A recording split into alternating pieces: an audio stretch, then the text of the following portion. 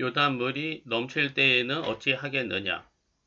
예레미야 12장의 역사적 배경은 남유다 역사상 가장 극심한 정치적, 종교적 대혼란기였던 요시야 왕의 서거 직후부터 여호야김 왕 재위 초기 BC 609년부터 605년 무렵입니다.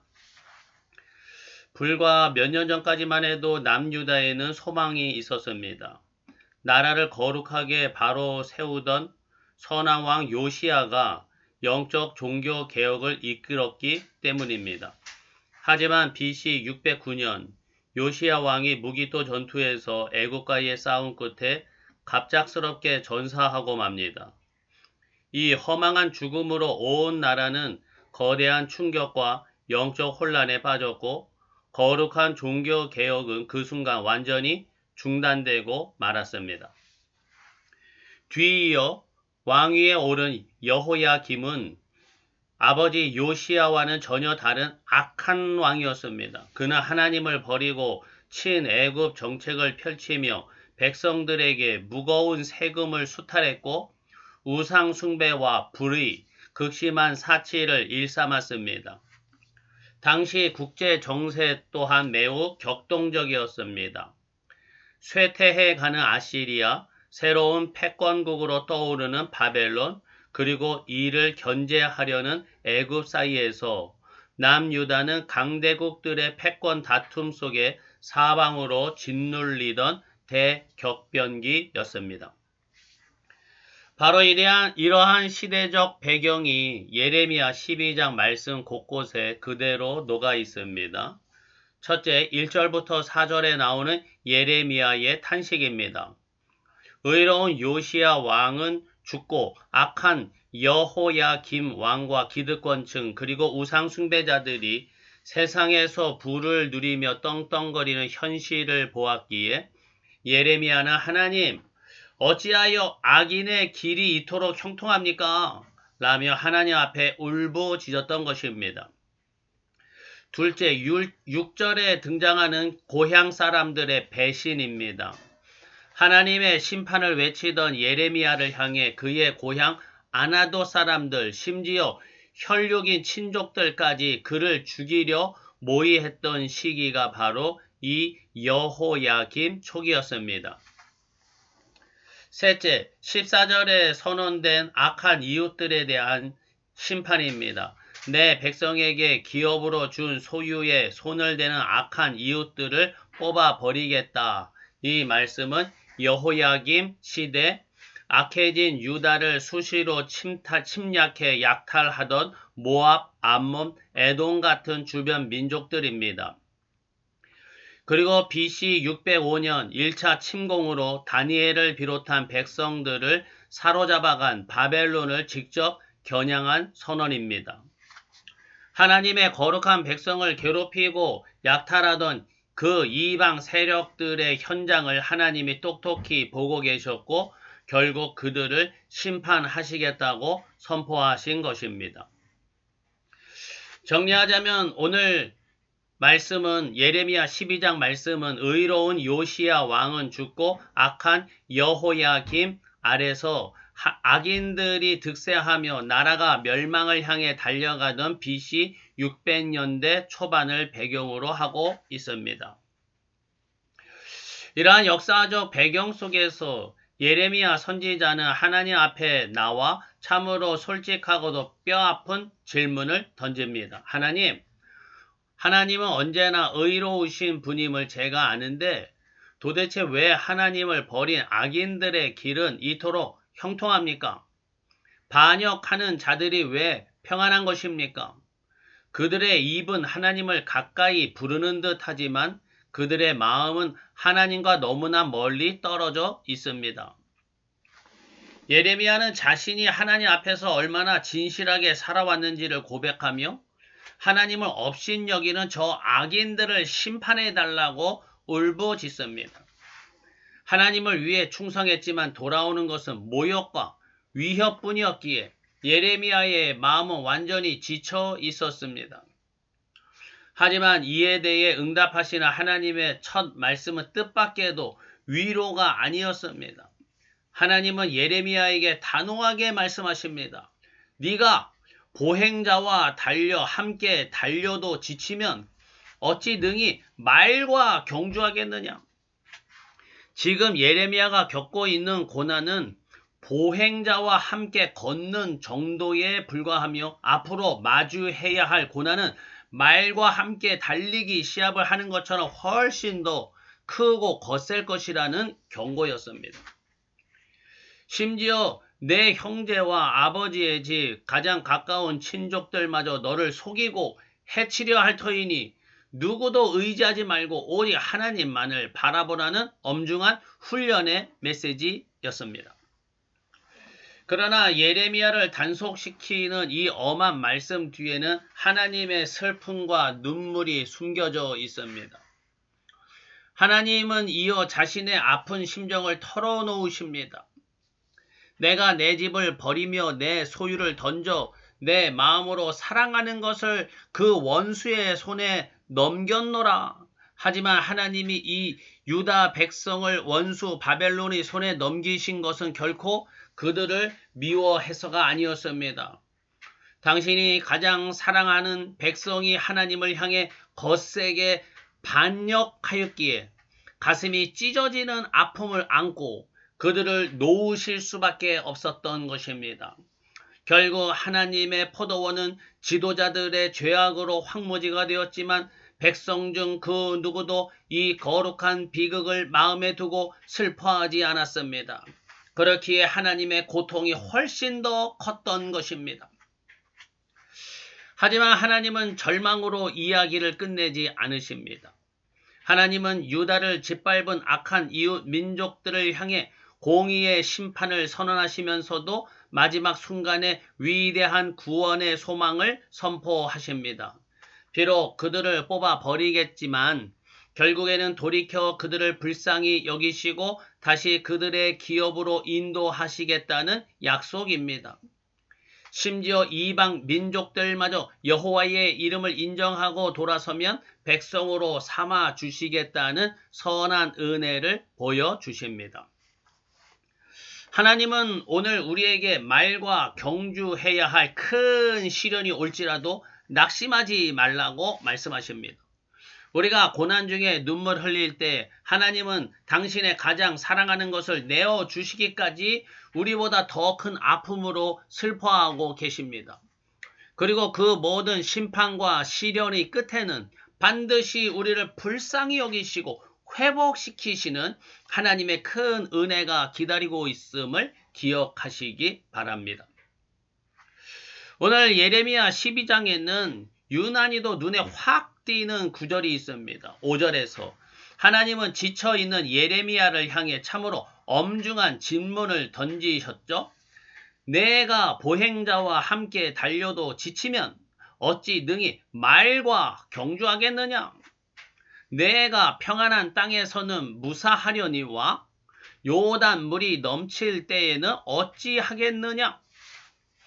하나님은 예레미야가 앞으로 마주해야 할 비교할 수 없을 만큼 거세질 고난의 현장을 두 가지로 비유로 미리 예고하고 계십니다. 첫째는 보행자와의 경주에서 말과의 경주로의 변화입니다. 지금까지 예레미야가 겪는 이 고난은 고향 아나도 사람들과 친족들의 비방이었습니다. 사람들의 걸음걸이 수준, 즉 보행자와 달리는 수준의 시련이었습니다. 하지만 하나님은 예고하십니다. 앞으로 그가 상대해야 할 대상은 고향 이웃이 아니라 여호야김과 시드기야와 같은 왕들, 부패한 지도자들, 그리고 거짓 선지자 전체가 될 것입니다. 옥에 갇히고 웅덩이에 던져지며 나라 전체의 비난을 홀로 견뎌내야 하는 그야말로 말과 함께 달려야 하는 극심한 시련이 기다리고 있다는 뜻입니다. 둘째는 평안한 땅에서 넘치는 요단물 속으로의 변화입니다.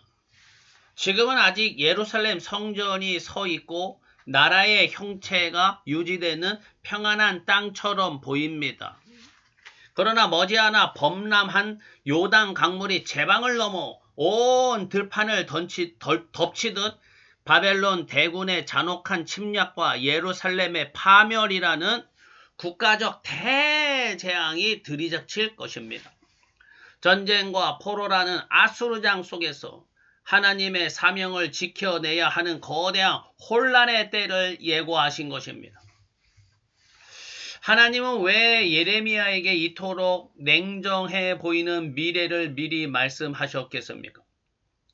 고향 사람 몇 명의 배신의 마음이 무너져 낙심해 있다면 앞으로 다가올 거대한 영적 전쟁을 어떻게 감당하겠느냐는 것입니다. 하나님은 오늘 우리에게도 말씀하십니다. 사람과 환경을 바라보며 작은 고난에 마음을 빼앗기지 말고 오직 하나님만을 의지하여 앞으로 다가올 말과의 경주를 버텨낼 단단한 영적 체력과 야성을 지금 준비하라는 거룩한 경고이자 단련의 메시지입니다. 성도 여러분, 예레미야 시대 예루살렘 백성들은 이 거룩한 성전은 결코 무너지지 않는다며 세속적 안일함 속에 빠져 있었습니다. 그러나 하나님은 그들이 의지하던 그 거대한 울타리가 한순간에 무너지는 범람하는 요단강의 때가 올 것임을 경고하셨습니다. 이 말씀은 과거의 이야기가 아닙니다. 최근 수십 년 사이에 우리가 목도한 세계 역사 속에서 요단강의 범람은 이미 수없이 일어났습니다. 먼저 체계와 국가가 전면적으로 무너졌습니다. 세계를 호령하던 초강대국 소련이 내부에서부터 허물어져 총성 한 번 없이 공중분해되었고, 아프가니스탄은 20년간 쌓아올린 국가 시스템이 단 몇 주 만에 탈레반의 손에 완전히 완패하며 한순간에 아수라장으로 변했습니다. 또한 삶의 기반을 삼켜버린 경제적 해체라는 요단 강물의 범람입니다. 석유 매장량 세계 1위의 풍요를 누리던 베네수엘라는 잘못된 정책과 초인플레이션으로 지폐가 쓰레기 조각이 되었고, 짐바브웨이는 100조 달러 지폐로도 빵 한 조각 사지 못해 국민들의 삶이 완전히 파탄났습니다. 수백 년간 삶의 버팀목이라 믿었던 국가, 경제, 시스템이라는 안전지대는 하나님 없이 인간의 손으로만 쌓아 올릴 때 거대한 시대의 강물 앞에 이토록 허무하게 쓸려 내려갑니다. 오늘날 수많은 사람, 특히 우리나라 대한민국 성도님들은 다가올 미래의 성공과 안전을 위해 그 어느 때보다 치열하게 달리고 있습니다. 영끌로 끌어모은 아파트와 부동산, 끊임없는 주식, 코인 투자, 노후를 위한 연금과 보험, 그리고 자녀를 어떻게든 남들보다 앞서게 만들려는 과열된 입시와 스펙 싸움에 온 삶과 에너지를 다 쏟아붓습니다. 그러나 하나님이 경고하신 범람하는 요단강의 때, 즉 거대한 경제 위기나 시대의 대격변이 사방을 덮칠 때 우리가 그토록 붙들던 세상의 자산과 스펙은 어떤 의미가 있겠습니까? 수백만 %의 물가 폭등과 체제 붕괴 앞에서 통장 잔고나 아파트 등은 순식간에 모래성처럼 허물어집니다. 영원하지 못한 세속의 안전지대에 모든 소망을 걸지 마십시오. 우리가 안주하고 있는 세상의 울타리 또한 결코 영원하지 않습니다. 언제든지 사방을 덮칠 수 있는 이 범람하는 요단강물의 현실 앞에서 세상의 안락함에 마음을 빼앗기지 마십시오. 거센 강물이 사방을 삼킬 때 우리를 끝까지 지켜내는 것은 하나님의 손을 놓지 않는 단단한 영적 체력입니다. 오직 변함없는 하나님만을 의지하며 거센 풍파도 뚫고 나아갈 단단한 영적 야성과 근력을 준비하는 성도님들 되시기 바랍니다. 하나님이 오늘 우리에게 요구하시는 영적 야성이란 세상의 문화와 거짓에 물들지 않고 안락함의 유혹을 거스르는 거룩한 배짱입니다. 온실 속 화초처럼 유약한 신앙이 아니라 거센 비바람 앞에서도 진리를 사수하는 야성입니다. 또한 영적 체력이란 사람의 비방이나 작은 오해에 쉽게 낙심하지 않고 긴 고난의 터널 속에서도 예수님의 손을 끝까지 붙잡는 영적인 근력과 끈기입니다.